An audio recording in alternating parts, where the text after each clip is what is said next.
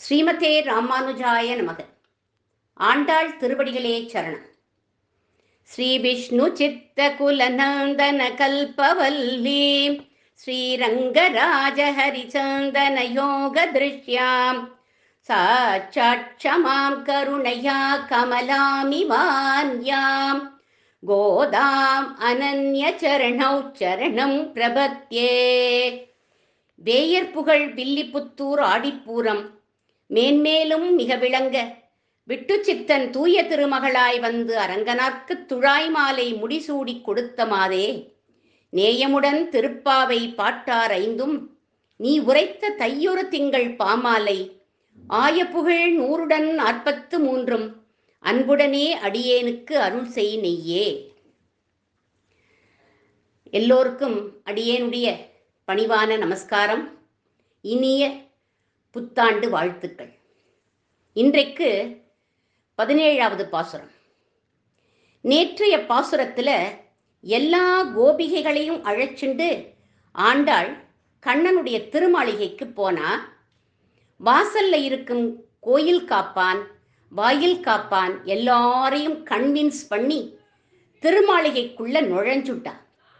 இன்னைக்கு அந்த திருமாளிகையில நெருக்கமா இருக்கக்கூடியவர்களான நந்தகோபர், யசோதை, பலராமர் அவளை எழுப்ப போறார்.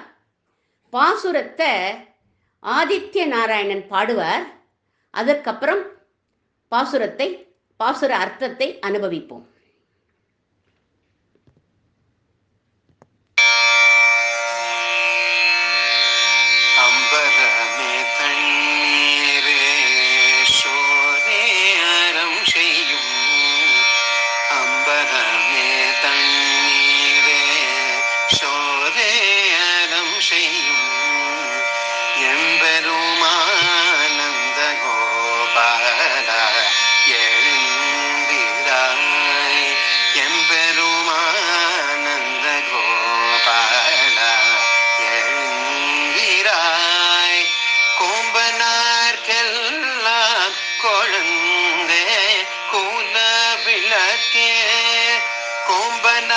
கோம்பனார்க்கெல்லாம் கொழுந்தே குல விளக்கே எம்பெருமாட்டி யசோதாய் அருளாய் எம்பெருமாட்டி யசோதாய் அருளாய் அம்பரமூடறுத்து ஓங்கி உலகளந்த அம்பரமூடறுத்து ஓங்கி உலகளந்த உம்பர் கோமானே உறங்காதெழுந்திராய் உம்பர் கோமானே உறங்காதெழுந்திராய் செம்போர் கடலடி செல்வா வலதேவா செம்போர் கடலடி செல்வாய் பலதேவா உம்பியும் நீயும் உறங்கேடோ எம்பாவாய் உம்பியும் நீயும் உறங்கேடோ எம்பாவாய்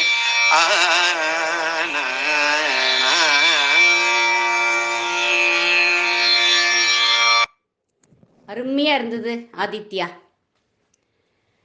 அம்பரமே தண்ணீரே சோரே அறம் செய்யும் எம்பெருமான் நந்தகோபாலாய் எழுந்திராய் கொம்பனார்க்கெல்லாம் கொழுந்தே குலவிளக்கே எம்பெருமாட்டி யசோதாய் அறிவுராய் அம்பரம் ஊடறுத்து ஓங்கி உலகளந்த உம்பர்கோமானே உறங்காது எழுந்திராய் செம்பற் கழலடி செல்வா பலதேவா உம்பியும் நீயும் உறங்கேலோரெம்பாவாய்.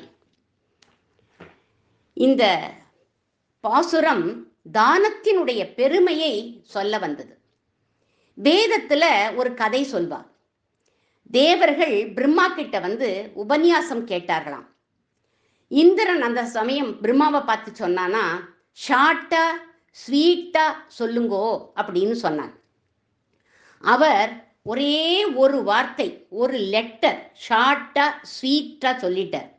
என்ன லெட்டர், என்ன வார்த்தை அது அப்படின்னா த அப்படிங்கிற எழுத்து. என்ன அர்த்தம் இந்த த அப்படிங்கிறதுக்கு அப்படின்னா தமயத்துவம், அடங்கி வாழுங்கள் அப்படின்னு அர்த்தம். தேவர்களுக்கு எது இல்லையோ அதை சொல்லிட்டார் பிரம்மா. அடுத்ததான் அசுரர்கள்லாம் வந்தா அவளும் ஷார்ட்டா ஸ்வீட்டா சொல்லணும் அப்படின்னு சொன்னா உடனே அவளுக்கும் தா அப்படின்னு தான் சொன்னார். இந்த தாக்கு என்ன அர்த்தம் அப்படின்னா தயத்துவம். தயத்துவம் அப்படின்னா கருணை காட்டுங்கள் அப்படின்னு அர்த்தம். இவெல்லாம் சாடிஸ்ட், அதனால தான் அந்த வார்த்தையை சொன்னார். மூன்றாவதா மனுஷன்லாம் வந்தா, மனிதர்கள்லாம் வந்தா அவளுக்கும் அதே தா அப்படிங்கிறத சொன்னார். என்ன அர்த்தம் அப்படின்னா தத்த, தானம் கொடுங்கள் அப்படின்னு அர்த்தம். கொடுக்கிற மனசு கிடையாது மனுஷர்களுக்கு, கருமிகளா இருப்பா. இந்த கான்செப்டை தான் காஞ்சி மகா பெரியவா மைத்ரீம் பஜத அப்படிங்கிற பஜன்ல வச்சார். தாமியத தத்த தயத்வம் ஜனத ஸ்ரேயோ பூயா சகல ஜனானாம் அப்படின்னு. இந்த மூன்றையும் மனிதர்கள் பின்பற்றணும்னு ஆண்டாள் சொன்னத காஞ்சி மகா பெரியவாளும் சொல்லிட்டார். இந்த கருத்தை இந்த பாசுரத்துல வச்சு நந்தகோபர் பண்ண தர்மத்தை பட்டியலிடுறா ஆண்டாள். இந்த பாசுரத்தோட மற்றொரு சிறப்பு என்ன அப்படின்னா இது ஒரு எக்ஸப்ஷனல் பாசுரம். எல்லா பாட்டும் ஏல் ஓர் எம் பாவாய்னு முடியும். இது உம்பியும் நீயும் உறங்கேல் ஓர் எம் பாவாய் அப்படின்னு முடிக்கணும். உறங்கு ஏலோரம் பாவாய்ன்னு சொன்னா தூங்குன்னு அர்த்தமாயிடும். ஏன் இந்த மாறுதல் இந்த பாட்டுல அப்படின்னா திருப்பாவை கேட்பவர்கள் எல்லாருக்கும் வாழ்க்கையில நல்ல மாற்றம் வரும் அப்படிங்கிறதுக்காக. அதுவும் இந்த 2021 புத்தாண்டு அன்று இந்த பாசுரம் அமைஞ்சிருக்கு. ஆண்டாளினுடைய திருவுள்ளப்படி நல்ல மாற்றம் வரும் அப்படின்னு சொல்வார்.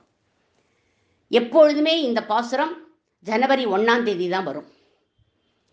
அம்பரமே தண்ணீரே சோரே அறம் செய்யும் எம்பெருமான் நந்தகோபாலா எழுந்திராய். அம்பரம் அப்படின்னா துணி, வஸ்திரம் அப்படின்னு அர்த்தம். நந்தகோபர் வஸ்திரதானம் பண்ணுவாராம். அம்பரமே அப்படின்னு ஏன் ஏவகாரம் சொல்லியிருக்கா அப்படின்னா ஒருத்தர் பயன்படுத்தக்கூடிய வஸ்திரத்தை தான் கொடுப்பார். அதுக்கே பிறந்தவரோ அப்படின்னு தோணுமா. தானத்துல சிறந்தது வஸ்திரதானம் அப்படிங்கிறது வேதம். 33 கோடி தேவர்களும் அந்த வஸ்திரத்துல இருந்து நம்மளை ரட்சிக்கிறார்கள் அப்படின்னு சொல்றது. அடுத்ததா தண்ணீர் தானம், பதம் பார்த்து பக்குவமா கொடுப்பார், அந்தந்த காலத்துக்கு ஏற்ற மாதிரி. சோரே, காலத்துக்கு ஏற்ற சாப்பாடு கொடுப்பார். போரும் போருங்கிற அளவுக்கு கொடுப்பாராம், அதனால சோரே அப்படின்னு சொன்னான். எதையும் பிரதி உபகாரம் எதிர்பார்க்காம கொடுக்கக்கூடியவர். ஏன் நந்தகோபுர தண்ணீர் சோறு எல்லாம் தானம் பண்றாருன்னு புகழறா ஆண்டாள் அப்படின்னா ஆண்டாளுக்கு தண்ணீர் சோறு எல்லாம் கிருஷ்ணன். உண்ணும் சோறு பருகும் நீர் தின்னும் வெற்றிலையும் எல்லாம் கண்ணன். அவளுக்கு தண்ணீர், அவளுக்கெல்லாம் தண்ணீர் சோறு எல்லாம் கொடுக்கிறீளே, எங்களுக்கு எல்லாமே கண்ணன் தான். அதனால நீங்க எங்களுக்கு கண்ணனை தானமா வழங்கணும் அப்படிங்கிற பிரார்த்தனைய உள்ள ஒளிச்சு வச்சிருக்கா இந்த பாசுரத்துல, இந்த அடிகள்ல. அதனால சொல்றா எம்பெருமானே எழுந்திராய் அப்படின்னா. இவரை ஆச்சாரிய ஸ்தானத்துல வச்சா இவரை கொண்டாடின உடனே நந்தகோபுரம் சிரிச்சுண்டே போங்கோமா அப்படின்னு சொல்லிட்டார். அடுத்ததா யசோதை படுத்துன்னு இருக்கா, அவளை எழுப்புறார்கள். கொம்பனார்க்கெல்லாம் கொழுந்தே குலவளுக்கே எம்பெருமாட்டி யசோதாய் அறிவுராய். எவ்வளவு கேர்ஃபுல்லா பதம் போட்டிருக்கா பாருங்க. நந்தகோபரை எழுந்திராய் அப்படின்னா, ஆனா யசோதைய அறிவுராய். சாஸ்திரம் சொல்றது மாமியாரை எழுப்பக்கூடாதாம், அது பாபமா. நாங்க வந்திருக்கோம்னு தெரிஞ்சுண்டு பெட்டிலேருந்தே நீங்க தலையாட்டினா போரும் அப்படிங்கிறார். எம்பெருமாட்டி, அவர் எம்பெருமான், நீர் எம்பெருமாட்டி, நீர்தான் எங்களுக்கு தாயார், அவனை அனுபவிக்க கொடுத்து வைத்தவள் நீ அப்படின்னு அவளை புகழ்ந்தார்கள். கொம்பனார்க்கெல்லாம் கொழுந்து, செடிக்கு ஏதாவது தீங்கு அப்படின்னா முதல்ல இளம் இலை தளிர் இதெல்லாம் தான் வாடும். அது மாதிரி கொம்பனார்க்கு அப்படின்னா கோபர்களுக்கு கோபிகைகளுக்கு ஏதாவது ப்ராப்ளம் அப்படின்னா இவள் உடனே போய் அதை தீர்த்து வைக்கக்கூடிய சாமர்த்தியசாலி. தலைவியோட லட்சணம் அது. குலவிளக்கு அப்படிங்கிறார்கள். சீதா பிராட்டிய ஹனுமன் புகழறர். ஒரு சீதை அசோகவனத்தில் இருந்துண்டு சூரிய குலம், ஜனகர் குலமான சந்திர குலம், தேவர்களுடைய குலம், எங்களுடைய குலமான தாசிய குலம், இத்தனையும் வாழ வைப்பவள் அப்படிங்கிறார் ஹனுமன். அதை கம்பர் சொல்றார் பாருங்கோ. உன் குலம் உன்னதாக்கி உயர் புகழுக்கு ஒருத்தியாய், தன் குலம் தன்னதாக்கி தன்னை இத்தனிமை செய்தான், வன்குலம் கூற்றுக்கு ஈந்து வானவர் குலத்தை வாழ்வித்து என் குலம் எனக்கு தந்தாள் அப்படிங்கிறார். இத்தனை குலத்தையும் சீதை வாழ வைக்கிற மாதிரி இங்க யசோதை கோபர் குலத்துக்கு குலவிளக்கா இருக்கா அப்படின்னு ஆண்டாள் புகழரா. யசோதை உடனே சந்தோஷம் அடைஞ்சு போங்கோமா அப்படின்னு தலையை ஆட்டிட்டார். யசோதை மாதிரி பகவத் ராமானுஜரும் எப்பேற்பட்டவர் அப்படின்னாக்க கலியுகத்துல கொழுந்தா இருந்தார். யாருக்கு என்ன ப்ராப்ளம் ஆனாலும் தீர்த்து வைக்கக்கூடியவர். இவரோட குரு பெரிய நம்பிகள், அவருடைய பெண் அத்துழாய் கல்யாணமாகி புகுந்த வீட்டுல இருக்கா. அப்பா கிட்ட ஒரு தடவை சொல்றா, என்னால எல்லா வேலைகளையும் பார்க்க முடியல, நிறைய வேலையெல்லாம் கொடுக்குறா அங்க. ஒரு நாள் சொன்னாவா, உன் பிறந்தாத்துலேருந்து சீதன வெள்ளாட்டி அப்படின்னா ஹெல்பர், அவளை அழைச்சிண்டு வர வேண்டியது தானே அப்படின்னு சொன்னார்கள் அப்பா அப்படின்னா. பெரிய நம்பிகள் சொல்ற, எங்கிட்ட சொல்லாதம்மா இதெல்லாம், உன்னோட அண்ணா உன்னோட மாமா ராமானுஜர் கிட்ட போய் சொல்லு அப்படின்னு சொன்னான். இந்த குழந்தையும் தயங்கி தயங்கி சொல்லித்து ராமானுஜர் கிட்ட போய், ராமானுஜர் சிரிச்சுண்டே கவலைப்படாதம்மா நான் ஏற்பாடு பண்றேன் அப்படின்னார். தன்னோட மருமகன் முதலியாண்டான்னு அனுப்பி வச்சுட்டார். அவர் எப்பேற்பட்ட உத்தமர் தெரியுமா? ராமானுஜர் சந்நியாசம் வாங்கிக்கிற போது என் மருமகன் முதலியாண்டானை தவிர எல்லாத்தையும் விட்டேன் அப்படின்னு சொன்னார். சிறந்த பண்டிதர் அவர். ராமானுஜரோட கூடவே இருப்பார். திருதண்டம் அப்படின்னு சொல்லுவா அவரை. அவரும் முகம் சுளிக்காம ஆச்சாரியனிட்ட பணி அப்படின்னு கிளம்பி போயிட்டார் அத்துழாயோட. அவ வீட்டுல எல்லா வேலைகளையும் செஞ்சார். ஒரு நாளைக்கு அவளுடைய கிரகத்துக்கு 2 பண்டிதர்கள் வந்திருந்தா. பகவானுடைய பெருமையை பேசுறார்கள் 2 பேரும். ஒத்தருக்கொத்தர் டிஸ்கஸ் பண்ணிட்டு இருந்தா. ஆனா அதுல ஏதோ ஒரு சின்ன தவறு வந்தது. உடனே முதலியாண்டான், பண்டிதர் இல்லையா, சரியான முறையை எடுத்து சொன்னார். ஒரு வேலையாளுக்கு இத்தனை ஞானமா அப்படின்னு அவ கேட்க உண்மை தெரிஞ்சு போயிடுத்து இவர் யார் அப்படின்னு. அத்துழாயினுடைய புகுந்த வீட்டுக்காரர்கள் ராமானுஜர் கிட்ட மன்னிப்பு கேட்டார்கள். பெரிய அபச்சாரம் பண்ணிட்டோம், பண்டிதர் இவரை வேலைக்கு நீங்க அனுப்பிட்டேளே, அவரை நாங்க வேலை வாங்கிட்டோமே அப்படின்னு வருத்தப்பட்டார்கள். கலியுகத்து கொழுந்து பகவத் ராமானுஜர். இன்னைக்கும் மனதார அவரை பிரார்த்தனை பண்ணா நம் கஷ்டங்களை தீர்த்து வைக்கக்கூடியவர் பகவத் ராமானுஜர். அதற்கப்புறம் கொம்பனார்க்கெல்லாம் கொழுந்தே குலவிளக்கே அப்படின்னு குலவிளக்காக இருக்கக்கூடியவள் யார் அப்படின்னா இந்த யசோதா பிராட்டி. அதற்கப்புறமாக பாடுறார்கள், அம்பரம் ஊடறுத்து ஓங்கி உலகளந்த உம்பர்கோமானே உறங்காது எழுந்திராய்.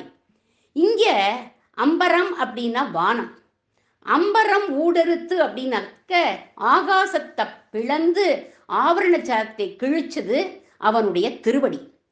தேடுவார் தேட நின்ற சேவடி தானும் தேடி நாடுவாய் அன்று கண்ட நான்முகன் அப்படின்னு திருவடி மேல போறது.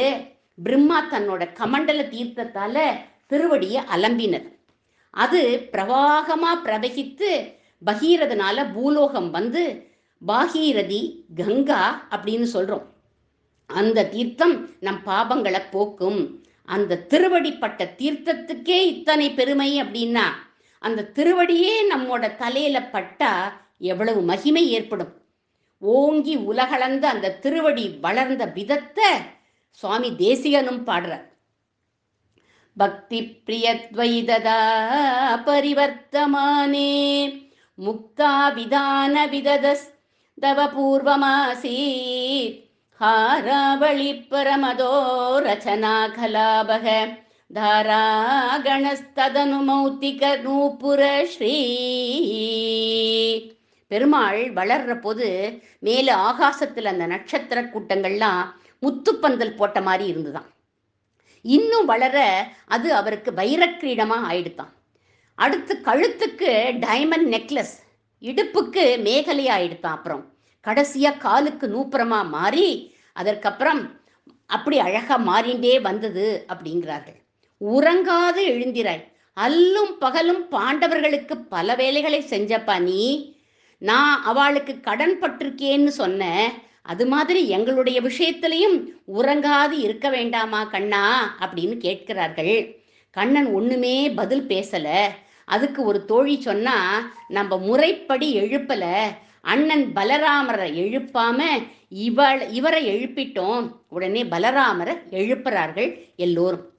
செம்பர் கழலடி செல்வா பலதேவா உம்பியும் நீயும் உறங்கேல் அப்படின்னு எழுப்புறார்கள்.